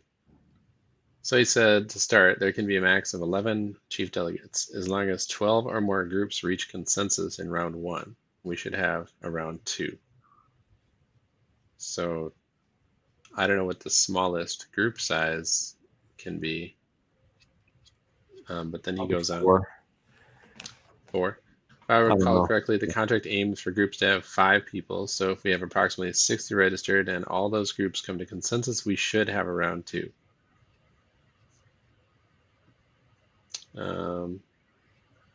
More registrants required if some groups fail to reach consensus in the first round. True, that would drop them out of the running for the second round. Yeah. Oof. 11 chief delegates. Could you imagine if our calls had 11? I thought about that. And I was like, dear Lord. I don't think there's any worry about that in this next go around, but yeah, that would be wild. I mean, it would be cool because it would mean more funding for operational type stuff. You could still lose half the chief delegates to just exclusively funding the projects and still have the other half left over to fund Eden, which would be kind of cool. But they get less individually, right? Because it's the same amount spread across more people. True. Would they all? I mean, they'd all be splitting the same amount. I think that we would have been splitting. I don't know how that math works, but that's interesting. I hadn't even thought about that during our election and how that would have changed that. But if there were more people splitting the same pot, it would have lessened it probably would have lessened the spread between you as the sortition winner and the chiefs and Wouldn't it have crunched everybody up if there'd have been more people? I don't know. It might have just been the splitting of the rank 2 budgets. Oh The yeah. rank 3 budget might have been unaffected. I don't know. I'm making a lot of assumptions here, so, and I could be completely wrong. Yeah. There's certainly some interesting things that could happen. And likewise in reverse, if there were only 3 chief delegates. I don't know if that's possible, but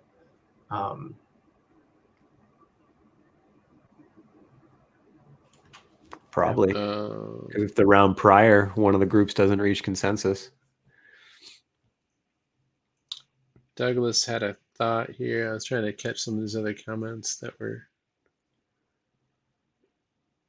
It's I about would say it's acceptable if you don't know the rule. Just stay in the room and try not to talk. Listen as much as you can and send links if you present. Then vote, as it's important to consensus. I don't even know what this was a response in response the to. language issue. Oh, the language issue. And then,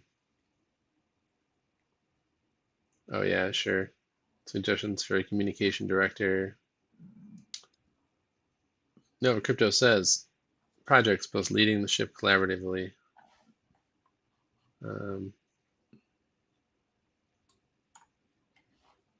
Eden revitalized. We are excited for the age of maturity to Eden. So are we. And as we've been talking about this, I've been thinking it's important to still recognize this is a big experiment still. And like this next election may have problems that we don't know about. I mean, the turnout could be one of them, like we were talking about, but we're all the new people going into the next election need to realize they're still guinea pigs. And you're rewarded for being a guinea pig, but it's still trying to figure this process out. And the potential and how it can bring value. So this is only election 2, and hopefully we'll be speeding those up. So.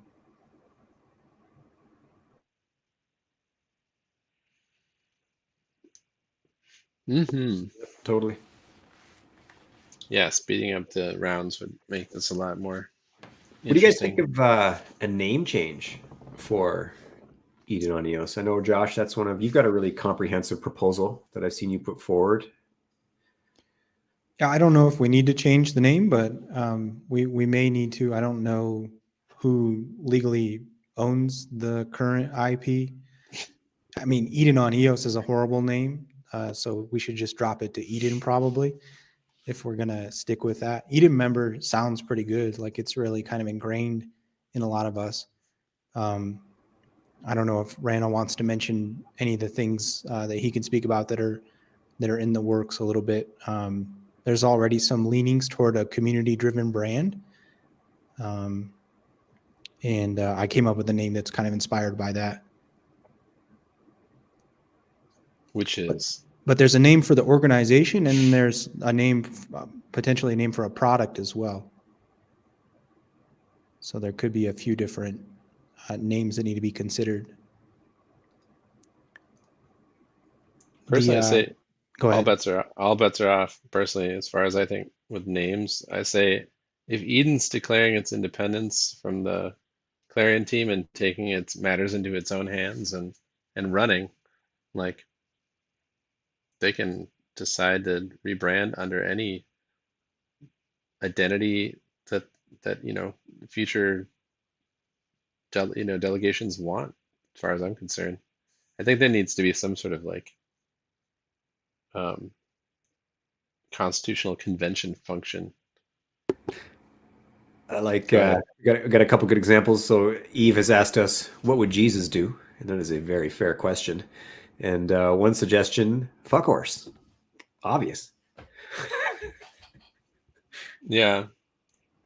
I was just looking it up, and tomorrow this post will be 1 year old. But in one of the first Eden forum posts I made was about picking a unique name for the group, because I didn't like Eden on EOS. So yeah. There's a few comments on that thread, but maybe good time to revitalize that in the next season or election cycle or whatever these are called. Yeah, there's really no like the bylaws and the peace treaty, or yeah, they don't really cover any of the naming conventions really. It's kind of interesting. It's just a matter of The ironic thing about the name fuck horse is it would probably grab a lot of attention and like have the kind of effect that a lot of the meme things have. It would probably work. It's the wrong kind of search term to be looking for. Google Yeah. is not a friend of that search term. Don't do it. No, I don't think. Yeah, I was actually strongly promoting. I was like, we should launch a separate meme coin called Fuck Horse and have it be like Oh, don't build EOS's the idea, Lovejoy. meme coin. Well, you all shot it down, so I feel like it's a non-starter because No, I'm kidding. I'm kidding. yeah, I thought it'd be really cool because we need our own meme coin. But yeah, then we all started looking it up on search, and we're like, oh, I don't think you want a lot of people trying to search for this. This would be bad. Yeah, we do need more fun things though. yeah. There's a reason why it's all unicorns and That's why we have rainbows. a half unicorn, half mermaid logo on Unicove. Yeah, what's it called? I don't know. We haven't come up with a name yet. We'll have to ask the AI. Unimade? A mercorn? Mercorn? The Mercorn is pretty cool. We could go with Mercorn. A Unimade? Unimade. I don't know. I'm just seeing Zoolander. Merman. Merman. Yeah. But yeah, I think naming is it's one of those things you could get lost in forever, but it's also just super important to have a good name for a community to rally behind.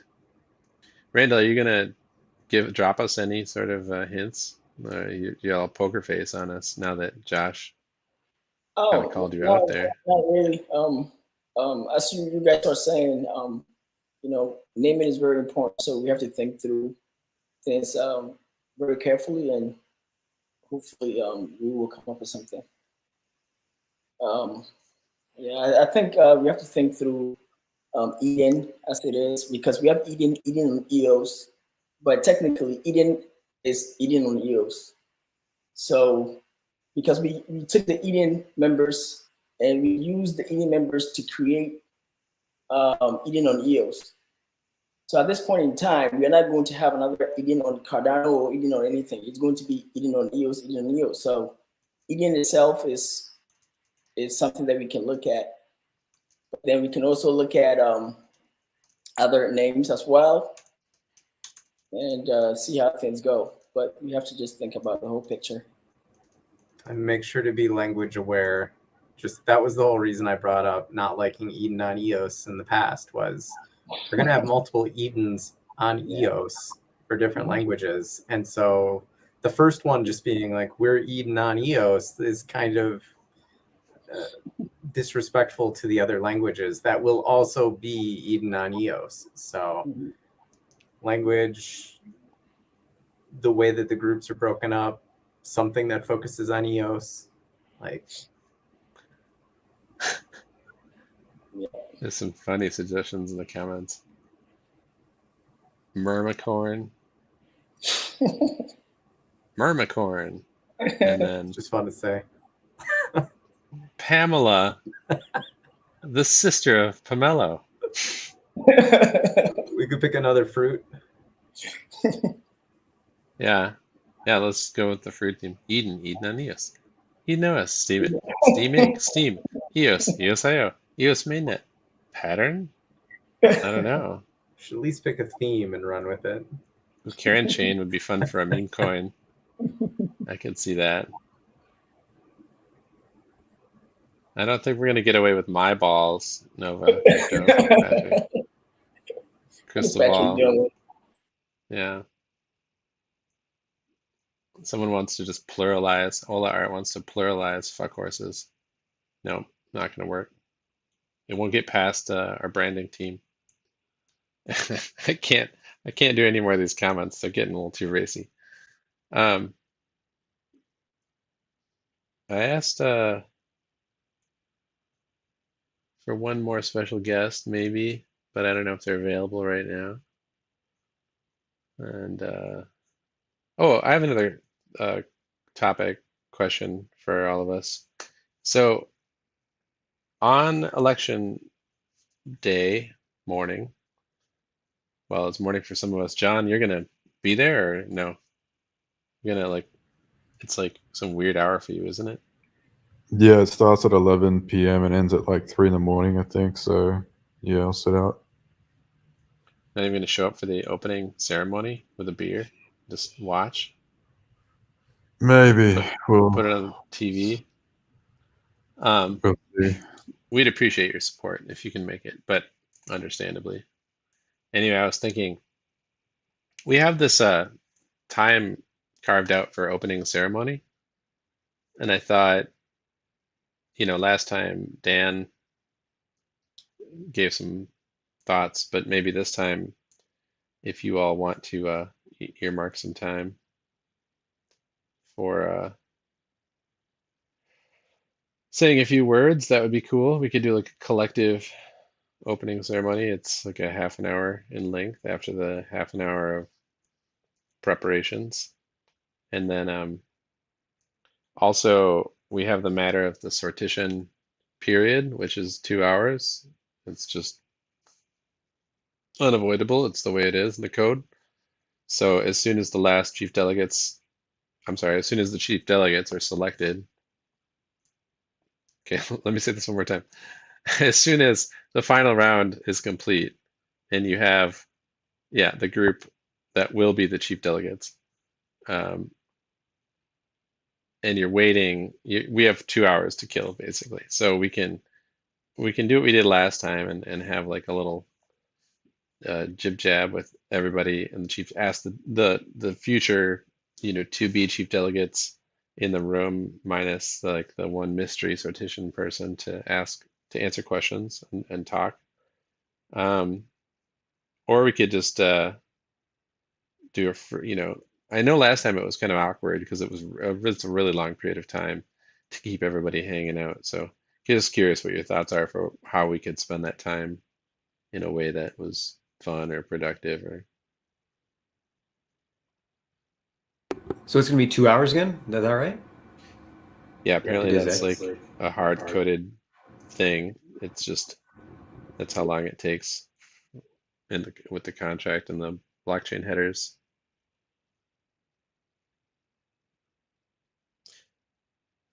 And we should also think about potentially incentivizing people the way that the Clarion team did to submit block headers. Not that it's strictly necessary, but it'd probably be fun if people wanted to do that. We could throw up some bounties for whoever gets the winning block header submitted. That's for the randomness for the so we need that both at the beginning to choose the set of rounds or to sort the groups, because I was under the illusion that it was actually we were relying on Zoom to do that initial breakout group, but it's done in the contract and it's done through randomness by the Bitcoin block headers that are submitted prior in that first hour.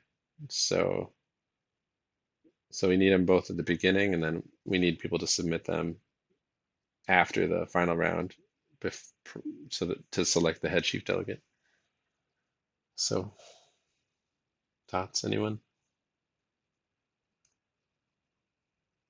Josh said someone's muted.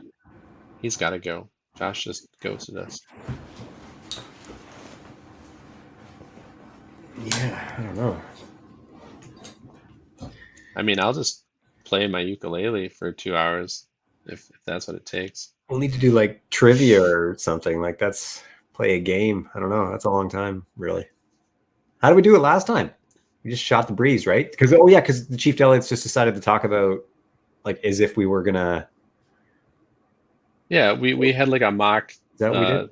selection round, kind of, Yeah. Okay. Yeah, where we we would had select. an AMA, right? The whole community was there and were asking us anything.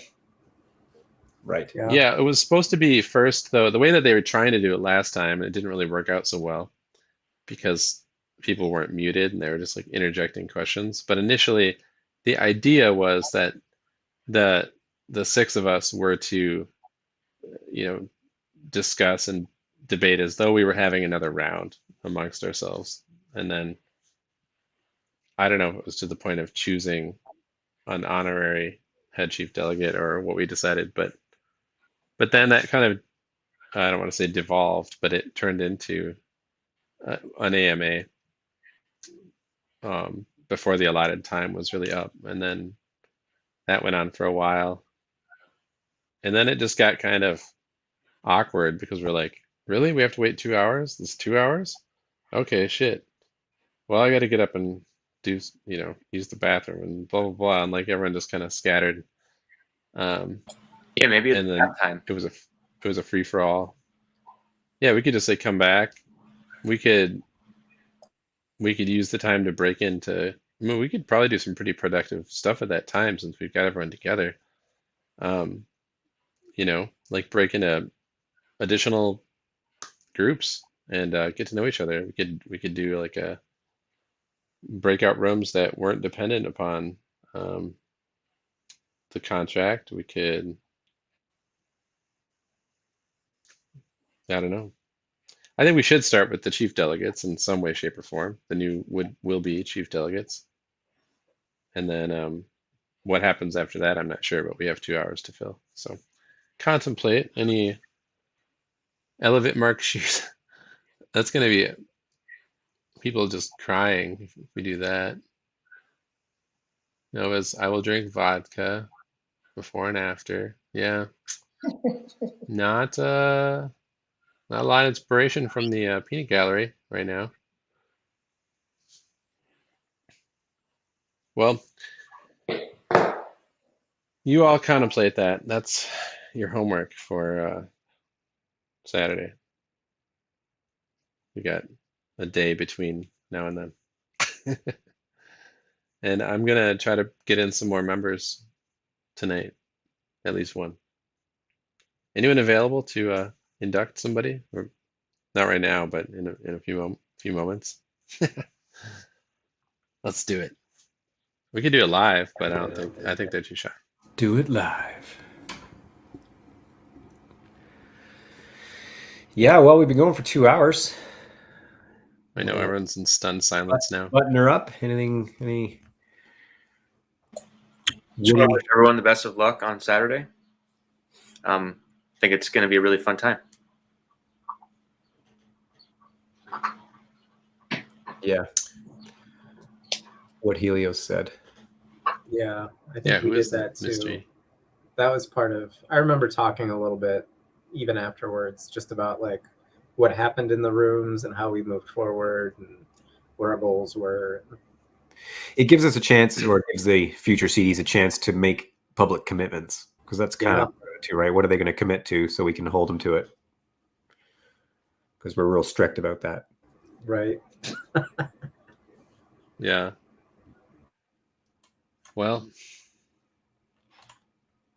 I'll think on it.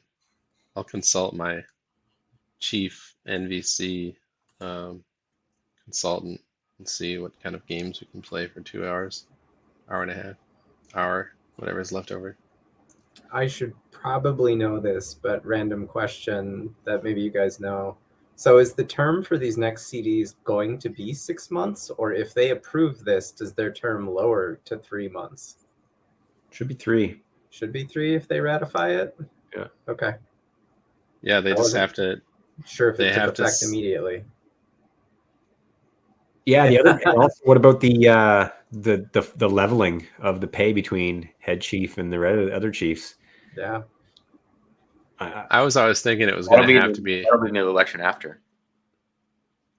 I was thinking it was going to have to take another 6 months, but I think here's my thinking on the matter. If you can get 2/3 of all the participating delegates to agree on any change, then it's basically a super majority for like what would amount to like a constitutional convention. And if you can get a mandate and enough buy-in to make a change like that, like I support it personally.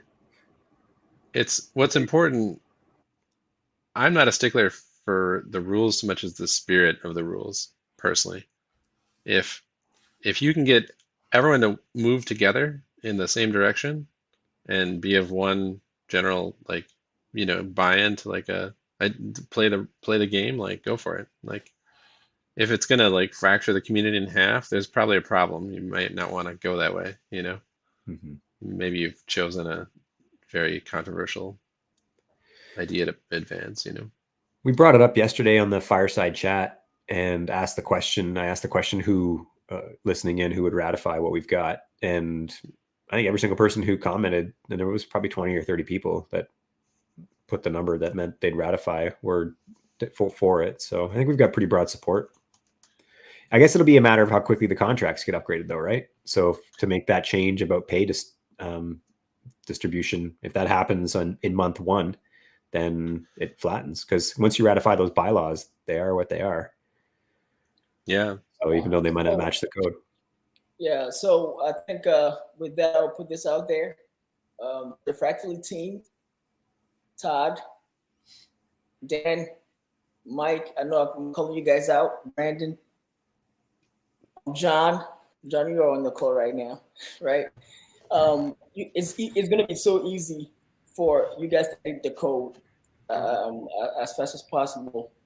So, I mean, if the Fractally team want to help out with the transition by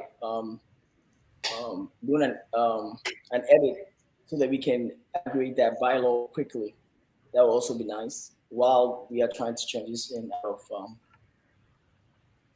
where we are in now. So, just the community asking for a little bit of a favor, so we'll see how it goes.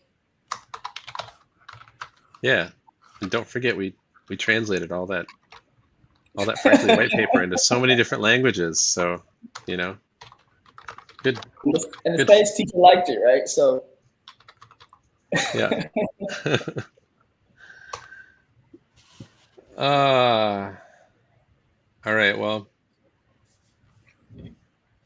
let's call it a night. It's our last meeting together. But we'll have to know every one of you guys. Yeah. And absolutely. Wish everyone strangers in their future endeavors. Our journey doesn't end here. I hope this is not the last time, right? No. Nice knowing y'all. See you later. Yeah, see ya. No, I hope we'll all get together again. I think we could do like we were talking about doing like a post-mortem kind of show with Jimmy D, possibly. Yeah. That could still happen. And That'll be fun. I honestly, I think we're gonna be like the best peanut gallery for the future of Eden. So we can always just be like the old people in the corner going like making wisecracks. And Aaron with his beard fits that perfect. And Aaron stroking his beard and be like, Right. wow. What are you talking? What are these kids talking about? You're gonna break the contract if you do that. Okay, it's on you. Oh, that was funny. Yeah. Do we go off with do we have a unified sign off, or we just go EOS? Yeah, go EOS. That's it. On 3. 1, 2, 3. Go EOS. Yeah. Yeah. That'll be a delayed pause, so we have to hold our smile Right. because we're still live.